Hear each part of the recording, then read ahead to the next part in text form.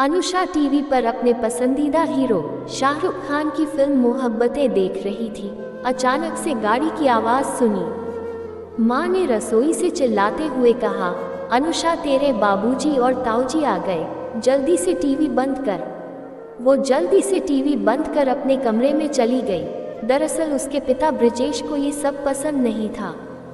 सोच उनकी पुराने ज़माने की थी, और तो और जब से अनुषा की बुआजी की बेटी ने घर से भागकर शादी कर ली, तब से उसके पिता का व्यवहार और भी ज़्यादा सख्त हो गया। एक दिन बारिश हो रही थी, तब अनुषा ने गाना लगा लिया, मेरे ख्वाबों में जो आए, और अपने आंगन में बारिश में नाचने लगी। उसके साथ उसकी ताईजी और माँ भी झूम उठी।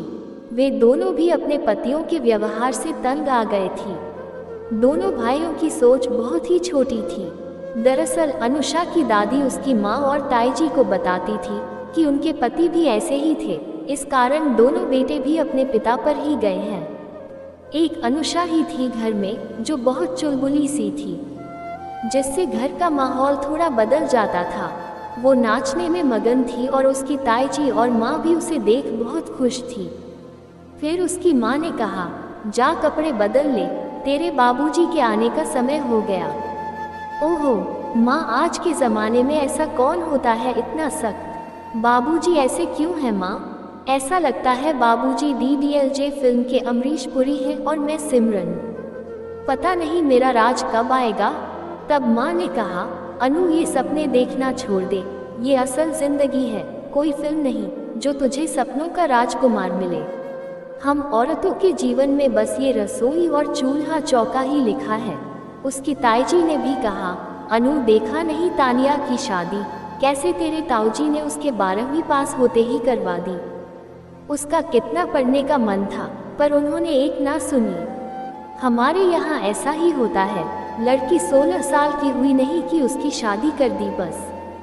देखना तेरे बाबूजी अगले साल तेरे भी हाथ पीले कर देंगे। अनु कपड़े बदलने चली गई। अनुषा की माँ और ताईजी आपस में बात करने लगी कि जो हमारे साथ हुआ वो हमारी बेटियों के साथ ना हो तो ही अच्छा। छोटी छोटी बातों पर चिल्ला देते हैं। हमने तो जैसे तैसे अपनी जिंदगी गुजार ली, पर भगवान करे हमारी बेटियों को अच्छे पति मिले। कुछ दिन बीते ही थे कि ताऊजी की बेटी तानिया मायके से आ गई और अपने पिता से बोली, बाबूजी मैं अब उस घर में नहीं जाऊंगी। मेरे पति ने मुझ पर हाथ उठाया और एक बार नहीं कई बार ऐसा हो चुका है। छोटी छोटी बातों में चिल्लाने लगते हैं। इस पर तानिया के पिता और अनु के पिता ने कहा, ये सब बातें सभी घरों में होती हैं, इतनी सी बात के लिए कोई घर नहीं छोड़ देता। और तानिया के पिता ने उसकी माँ से कहा, समझाओ अपनी बेटी को कि कल ही अपना सामान बांधे और ससुराल जाए। तानिया की माँ और अनुषा की माँ दोनों ने उसे समझाया और उसे वापस भेज दिया। अनुषा को ये बात बहुत बुरी लगी कि पति द्वारा मारपीट करने पर भी तानिया को वापस भेज दिया और उसके ससुराल वालों से कुछ ना कहा। अनुषा ने अपनी माँ से कहा, आपने तानिया दीदी को क्यों भेजा? हमें उसके पति के खिलाफ शिकायत करनी चाहिए पुलिस में, और तानिया दीदी को नहीं भेजना चाहिए था। अनुषा की माँ ने कहा, देख अनु, हमारे यहाँ ऐसा नहीं होता। शादी के बाद लड़की के लिए उसका ससुराल ही सब होता है, चाहे अच्छा हो या बुरा, और हमें अपनी बदनामी थोड़ी करनी है समाज में। अनुषा को अब डर लगने लगा था कि उसके साथ भी ऐसा हुआ तो क्या करेगी वो तो रोमांटिक और अच्छे पति के सपने संजोए बैठी थी। एक दिन अनुषा के पिताजी ने उसकी माँ से कहा, अनुषा की परीक्षाएं हो गई है, अब उसके लिए लड़के देखना शुरू कर दिया है मैंने।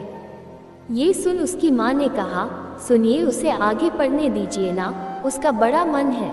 इस पर उसके पिताजी ने कहा, देख शांति, अपनी हद में रह, मैंने जो कह दिया वो ही होगा, और पढ़ लिख कर कौन सा उसे अफसर बनना है, करना तो वही है चूल्हा चौकाना। कुछ दिनों के बाद अनुषा के पिताजी ने उसकी माँ से कहा, मैंने अनुषा के लिए एक रिश्ता देखा है।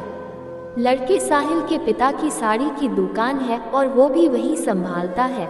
लड़का अच्छा है तो मैं उससे रिश्ता तय करने का सोच रहा हूँ। जब अनुषा ने ये सुना तो अपनी माँ से कहा, माँ मुझे अभी शादी नहीं करनी। माँ ने कहा, बेटी शादी नहीं करेगी तो अपने सपनों के राजकुमार से कैसे मिलेगी, और आज नहीं तो कल शादी तो होना ही है ना। अनुषा ने कहा, माँ, प्यार करने वाले पति तो बस सपनों में और फिल्मों में होते हैं। असल जिंदगी में तो बाबूजी और ताऊजी जैसे होते हैं, जो औरत को अपने इशारों पर ही नचाते हैं, जैसे कि वे कोई चाबी वाली गुड़िया हो। माँ ने समझाते हुए कहा, क्या पता तेरा पति ऐसा ना हो, तुझसे बहुत प्यार करना वाला हो। साहिल अपने माता पिता के साथ अनुषा को देखने आया। अनुषा जब सामने आई तो साहिल ने नज़र उठाकर उसकी तरफ देखा भी नहीं। सबको अनुषा पसंद आई और रिश्ता तय हो गया। 1 महीने के बाद की शादी की तारीख भी तय हो गई। अनुषा ने माँ से कहा, क्या माँ एक बार मुझे लड़के से अकेले में बात तो कर लेने देते। उसकी माँ ने कहा, तेरे बाबूजी को ये सब पसंद नहीं और लड़के वालों ने भी तो ना कहा कि लड़का लड़की आपस में बात कर ले। तू मूड मत खराब कर, लड़का तो मुझे अच्छा लगा। शादी का दिन भी आ गया। दुल्हन के रूप में अनुषा बड़ी सुंदर लग रही थी, पर साहिल का चेहरा आज भी उदास था। उसने आज भी अनुषा की तरफ देखा नहीं। पूरी शादी में उसके चेहरे पर एक मुस्कान भी ना थी। शादी हो गई, अनुषा ससुराल आ गई। सुहाग रात वाले दिन उसके दिल की धड़कनें तेज थी। मन में एक डर भी था, क्योंकि उसकी साहिल से एक बार भी बात ना हो पाई थी। साहिल कमरे में आया। आते ही उसने जग से गिलास में पानी डालकर पिया। उसने अनुषा से पूछा, पानी पियोगी? अनुषा ने हाँ में गर्दन हिलाई। जैसे ही साहिल ने अनुषा की तरफ गिलास बढ़ाया तो अनुषा का हाथ साहिल के हाथ को छू गया। पहली बार किसी ऐसे स्पर्श से घबरा गई और उसके हाथ से गिलास छूट गया, जिस कारण वो डर गई और बोली, मुझे माफ़ कर दो, मैं अभी सब साफ कर देती हूँ। साहिल ने कहा, इसमें माफ़ी मांगने की क्या बात है, पानी ही तो गिरा है। अच्छा अब तुम सो जाओ, बहुत रात हो गई है। ये कहकर वो कपड़े बदलने चला गया और फिर कमरे के कोने में रखी कुर्सी पर जाकर बैठ गया। उसने पास में टेबल पर रखे टेबल लैंप को जलाया और किताब पढ़ने लगा। अनुषा ये देख हैरान हो गई। आज सुहागरात के दिन ना तो कोई बात की, मुझे छुआ तक नहीं और जाकर किताब पढ़ने लग गया। ये भला क्या बात हुई? उसकी आंखें नम हो गईं। सोचते सोचते थकान के कारण कब नींद लग गई पता ना चला। अगले दिन जब सुबह उठी तब देखा पतिदेव तैयार होकर फिर कोई किताब पढ़ रहे हैं। वो उठकर साहिल के पास गई, पर साहिल ने उसकी तरफ देखा भी नहीं, बस इतना कहा, जाओ तैयार हो जाओ, माँ ने कहा है आज घर में पूजा है। अनुषा जाकर तैयार हो गई। सत्यनारायण की कथा हुई, उसके बाद मुंह दिखाए और चूल्हे की रस्म भी हो गई। इन सब में शाम हो गई। शाम को अनुषा की सास साहिल और अनुषा को मंदिर ले गई। वहाँ से आने के बाद कपड़े बदल साहिल फिर किताब ले बैठ गया। ये देख अनुषा चिढ़ गई कि कैसा पति है खड़ूस, उस किताब में ऐसा क्या है जो मुझसे बात तक करने का समय नहीं है उनके पास। सब मेहमान चले गए और फिर दिनचर्या शुरू हो गई। सुबह 8 बजे साहिल दुकान के लिए निकल जाता, जिसका बाद रात को 9 बजे घर आता, खाना खाता और कमरे में आकर टेबल लैंप लगाकर किताब ले बैठ जाता। अनुषा बात करने की कोशिश करती तो हाँ ना के अलावा कोई जवाब ना मिलता। उसने पूछा भी, आप क्या पढ़ रहे हैं? पर साहिल ने जवाब भी ना दिया। बेचारी का मन टूट गया, क्या करे, किससे कहे और पूछे। पगफेरों के लिए मायके गई तब माँ ने पूछा, कैसे है दामाद जी, तेरे फिल्मी हीरो की तरह रोमांटिक है या नहीं? अनुषा ने कहा, अरे माँ वो तो मेरी तरफ ध्यान भी नहीं देते, बाबूजी से भी ज़्यादा खड़ूस है। पूरा दिन दुकान में रहते हैं और आने के बाद ना जाने क्या किताबें पढ़ते रहते हैं। माँ ने कहा, तूने देखा नहीं या पूछा नहीं क्या पढ़ते हैं? पूछा था पर जवाब ना मिला और देखने की कोशिश करती हूँ, पर सुबह वो किताब टेबल की दराज में रख ताला लगा कर चले जाते हैं। उन्होंने तो मुझे अब तक छुआ भी नहीं। माँ, कहीं ये शादी जबरदस्ती तो ना हुई या फिर उन्हें किसी और से तो प्रेम नहीं? माँ ने कहा, बेटी यदि वे तेरी तरफ देखते नहीं तो तू उन्हें अपनी तरफ आकर्षित कर, फिर देखना कैसे उनका दिल पिघलता है।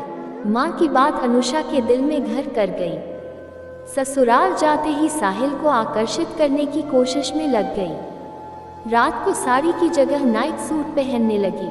पायल और चूड़ियों की खनकनाहट से उसे आकर्षित करने की कोशिश करती और उसके पास जा कुर्सी पर सामने बैठ जाती।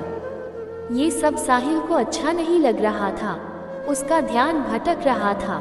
वो चिढ़ गया और एक दिन बोला, अनुषा ये सब क्या है? जाओ सो जाओ, तुम मुझे डिस्टर्ब कर रही हो। अनुषा ने किताब हाथ से छीनते हुए कहा, ऐसा किताब में क्या है जो तुम दुकान से आने के बाद मेरी तरफ देखते भी नहीं? किताब में ही लगे रहते हो, बोलो। साहिल गुस्से से बोला, तुम नहीं समझोगी, मुझे कोई नहीं समझता, और गुस्से से उठकर किताब ले छत पर चला गया। अनुषा का दिल टूट गया। पति के द्वारा की गई उपेक्षा उससे बर्दाश्त नहीं हो रही थी। उसके बाद अनुषा भी गुस्सा हो गई। उसने साहिल से बात तक करना बंद कर दी। दोनों एक छत के नीचे अजनबी की तरह रहते। शाम को एक दिन साहिल के दो दोस्त राजेश और नमित घर आए। तीनों बैठ बातें कर रहे थे। नमित ने कहा, यार हमारी पत्नियां तो कुछ नहीं करती, उस अभिषेक की तो किस्मत चमक गई। उसकी पत्नी कॉलेज में लेक्चरर है, 35,000 महीना तनख्वाह लेती है। साहिल ने कहा, तू ऐसा कैसे कह रहा है कि हमारी पत्नियां कुछ नहीं करती? पूरा दिन सुबह से रात तक घर के काम करती है, बड़ों की सेवा करती है, समय पर हमें खाना देती है, बीमार होने पर सेवा करती है। हमसे ज़्यादा काम तो वे करती हैं। हमें तो फिर भी काम से छुट्टी मिल जाती है, पर औरतें 24 घंटे 365 दिन घर के काम करती है। औरत का सम्मान करना सीख। She works hard every day without any salary to keep our family happy. ये सब चाय ला रही अनुषा ने भी सुना।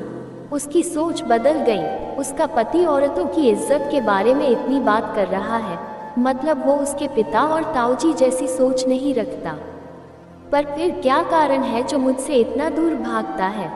इतना खड़ूस क्यों है? उसके दिल में साहिल के लिए प्यार और सम्मान और बढ़ गया। कई बार मन करता सास से पूछे, पर कैसे पूछे, क्या कहे? 4 महीने बीत गए, पर अनुषा के सवाल का जवाब उसे ना मिला। फिर एक दिन साहिल बहुत खुशी के साथ घर आया और माँ के गले लग गया और बोला, माँ एक खुशखबरी है, आपको और अनुषा को साथ में बताऊंगा। माँ, अनुषा कहाँ है? माँ ने कहा, कमरे में है। साहिल दौड़ता हुआ कमरे में गया और खुशी के मारे उसने अनुषा को गोद में उठा लिया और बोला, आज मैं बहुत खुश हूँ अनुषा, जो मैं चाहता था मुझे मिल गया। अनुषा हैरानी से साहिल को देखती रही कि ऐसा कौन सा जादू हो गया आज। साहिल ने माँ और अनुषा को बताया कि उसका बैंक में चयन हो गया, वो बैंक में अफसर बन गया। माँ ने कहा, बेटा तेरी मेहनत रंग लाई, आखिर तूने तेरे पिताजी को कर ही दिखाया। अनुषा को माँ बेटे दोनों की बातें समझ नहीं आ रही थी। साहिल ने अनुषा से कहा, चलो जल्दी से तैयार हो जाओ, आज हम बाहर चलेंगे। अनुषा के लिए साहिल अब भी पहेली सामान ही था। उसे बस इतना समझ आया कि इतने दिन से वो बैंक की प्रतियोगिता परीक्षा की तैयारी कर रहा था। वो अनुषा को बाइक पर बैठा कर सबसे पहले मंदिर ले गया, फिर पानी पूरी खिलाई। उससे पूछा, नारियल पानी पियोगी? अनुषा मौन थी, बदले मिजाज समझ नहीं आ रहे थे। साहिल ने एक नारियल पानी लिया और 2 स्ट्रॉ। दोनों ने एक ही नारियल से पानी से पिया। उसे सब सपना लग रहा था। साहिल ने उससे कहा, तुम पर गुलाबी रंग जच रहा है। आज पहली बार उसकी तरफ ध्यान दिया था। फिर बोला, चलो आज फिल्म देखने चलते हैं, तुम्हारे पसंदीदा हीरो शाहरुख खान की फिल्म लगी है। अनुषा ने हैरानी से पूछा, आपको कैसे पता? साहिल ने मुस्कुराते हुआ कहा, शादी के समय तुम्हारी सहेली ने बताया था कि तुम्हें पानीपुरी और शाहरुख दोनों बहुत पसंद है। दोनों ने मूवी देखी, फिर रात को होटल में खाना खाया और घर आ गए। उन 4 महीनों की कसर साहिल ने आज एक दिन में पूरी कर दी थी। रात को साहिल कमरे में आया, पर टेबल कुर्सी पर नहीं, उसके पास पलंग पर बैठा और बोला, तुम सोच रही होगी ना आज ये सब कैसे? साहिल ने कहा, अनुषा मैं शादी नहीं करना चाहता था, दरअसल बात ये थी कि मैं ग्रेजुएशन के बाद बैंक की तैयारी कर सरकारी नौकरी करना चाहता था, पर पिताजी चाहते थे कि मैं दुकान संभालूं। मैंने साफ इनकार कर दिया उन्हें। उसके बाद 3 बार परीक्षा देने के बाद निराशा हाथ लगी। इस पर पिताजी ने कहा, तेरा कुछ नहीं होगा, चुपचाप दुकान संभाल। इस बात को लेकर घर में रोज बहस होने लगी। आखिरकार मैंने दुकान जाना शुरू कर दिया, पर रात को मैं पढ़ाई करता। मुझे पिताजी को ये करके दिखाना था, यही मेरा उद्देश्य था। फिर पिताजी ने शादी करने पर जोर दिया। मेरे मना करने से फिर घर की शांति भंग होने लगी, इसलिए मैंने शादी कर ली। पर मैं अपने लक्ष्य से भटकना नहीं चाहता था। आखिर मुझे अपने पैरों पर खड़ा होना था, अपने परिवार की जिम्मेदारी उठाने लायक बनना था, और मेरा आखिरी चांस था। इसके बाद मैं परीक्षा में नहीं बैठ पाता और मुझे दुकान ही संभालनी पड़ती, क्योंकि बैंक पीओ परीक्षा के लिए सामान्य कैटेगरी वालों को 4 चांस ही मिलते हैं। अब तुम सोच रही होगी, मैंने तुम्हें ये सब पहले क्यों नहीं बताया? वो इसलिए कि क्या पता तुम मुझे समझो या नहीं, और मेरे बताने से तुम मेरे करीब आती और मेरा ध्यान पढ़ाई से हट जाता। इसलिए मैंने कुछ नहीं कहा। मुझे माफ़ कर दो, मैंने तुम्हारा बहुत दिल दुखाया। और हाँ, एक बात से मैं तुम्हारी बहुत प्रभावित हुआ कि तुमने बहुत धैर्य रखा। मुझे लगा था तुम ये सब सबको बताकर हंगामा ना खड़ा कर दो। वैसे उस दिन तुम रेड नाइट सूट में बहुत सुंदर लग रही थी। अनुषा ये सुन हंस दी। फिर साहिल ने उसे बाहों में भर लिया। आज अनुषा को पति का प्यार मिल गया। अगले दिन बहुत बारिश हो रही थी। घर पर कोई नहीं था तो साहिल ने कहा, चलो आंगन में बारिश में भीगते हैं। वो उसका हाथ पकड़ बारिश में ले गया और दोनों भीगने लगे, बारिश में नाचने लगे। आज उसे महसूस हुआ उसका पति खड़ूस और सख्त नहीं, रोमांटिक और प्यार करने वाला है। उसे उसके सपनों का हीरो मिल गया था। इस बार जब मायके गई तो उसके चेहरे पर अलग ही चमक थी। उसने माँ से कहा, माँ तुम सही कहती थी, मेरा पति सपनों के राजकुमार जैसा है, और तुमने ये भी सही कहा था कि ये पतझड़ है बेटी। देखना, इसके बाद तेरे जीवन में बहार जरूर आएंगी। साहिल ने बैंक ज्वाइन कर ली, पर वो आगे की परीक्षाओं की तैयारी भी करता रहता। साहिल को पढ़ते देख अनुषा ने कहा, साहिल मैं भी आगे पढ़ना चाहती थी, काश मैं भी पढ़ पाती, पर बाबूजी ने पढ़ने ना दिया। साहिल बोला, तो अब अपनी पढ़ाई शुरू कर लो। अनुषा ने कहा, अब कौन पढ़ने देगा मुझे? क्या माँ बाबूजी मानेंगे? साहिल ने कहा, माँ तो मान जाएगी, पर बाबूजी को मानना पड़ेगा। अच्छा मैं बात करता हूँ। साहिल ने घर में बात की। उसकी माँ तो बहुत खुश हुई, पर पिताजी ने कहा, बहू घर में ही रहे तो ही अच्छा। उसे पढ़ लिख कर क्या करना है? करना तो घर के काम ही है ना।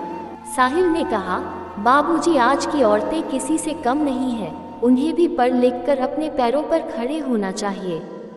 आप इजाज़त दे दें तो वो घर भी संभालेगी और पढ़ाई भी कर लेगी। इस पर बाबूजी ने कहा, मेरी कौन सुनता है, करो अपने मन की, देखता हूँ पढ़ लिख कर कौन सा तीर मारती है।